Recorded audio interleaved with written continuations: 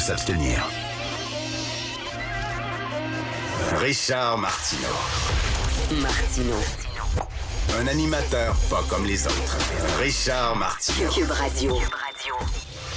Bonjour, bon mercredi, merci d'écouter Cube Radio. J'aime beaucoup regarder, moi, lire les journaux canadiens anglais le matin, que ce soit le Globe and Mail ou le National Post, parce que souvent, les Canadiens anglais s'intéressent à des dossiers qui, nous, ne nous intéressent absolument pas.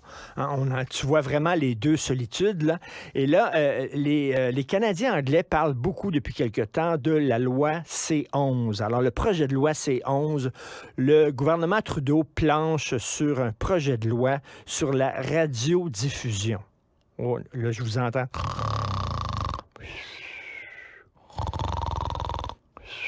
OK, c'est pas très sexy. OK, il y a entre autres, là, je vais vous lire là, certains alinéas, certains trucs de ce projet de loi-là. Le système canadien de radiodiffusion devrait offrir une programmation en langue autochtone, ainsi qu'une programmation qui reflète les cultures autochtones du Canada.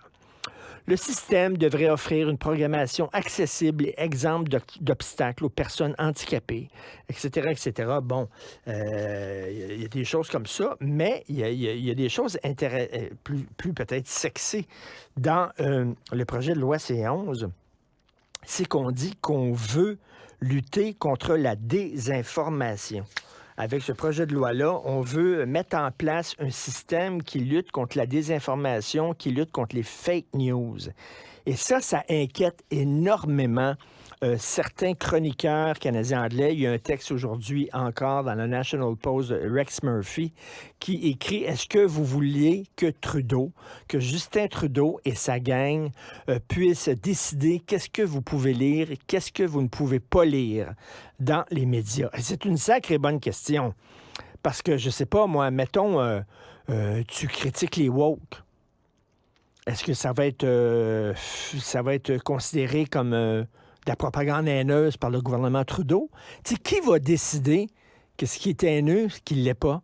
Qui va décider qu'est-ce qui est une fake news et qu'est-ce qui ne l'est pas? Qui va décider qu'est-ce qui est de la désinformation et qu'est-ce qui ne l'est pas? Parce que moi, mon point de vue de la désinformation, c'est peut-être pas votre point de vue à vous. Par exemple, critiquer l'islamisme. Pour certains, ça va être de la propagande haineuse. Et pour certains, ça va être de la désinformation, ça va être épouvantable. Moi, je dis, on a le droit de critiquer toutes les religions, même pas les islamistes, l'islam, point. Et la religion catholique, point. Mais pour d'autres, c'est épouvantable. Ça serait une insulte à critiquer la religion de certaines personnes, critiquer les croyances de certaines personnes. Mais c'est de la propagande haineuse. Alors, qui va décider? Moi, je le dis toujours, la meilleure façon de lutter contre une idée, c'est avec des arguments et c'est en proposant une autre idée. C'est pas en faisant taire la personne qui émet cette idée-là. La censure est toujours la pire des solutions. Mais là, ce projet de loi-là, effectivement, moi, j'aimerais qu'on m'explique dans le projet de loi qu'est-ce qui est de la propagande haineuse, qu'est-ce qui est considéré comme la désinformation. Hein? Et j'aimerais qu'on me l'explique et c'est pas vraiment expliqué. C'est-à-dire, on va lutter contre la désinformation, je veux bien, mais qui va le décider? Ça, c'est quoi? Je sais pas. Regardez, c'est écrit noir sur blanc.